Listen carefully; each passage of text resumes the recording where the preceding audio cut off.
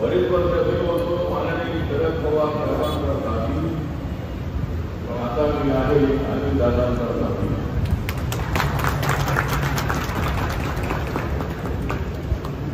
त्यामुळे सुनेत्रा पवार यांना बोलू देण्यासाठी मी आलेलो आहे बारामती. नरेंद्र मोदी यांनी वाढवली आहे नरेंद्र मोदी यांनी वाढवली आहे देशामध्ये विकासाची गती. म्हणूनच बारामतीमध्ये विजय होणार आहे आपली माहिती.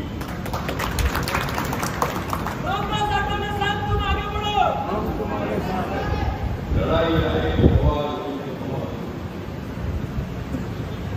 लढाई आहे पवार विरुद्ध पवार,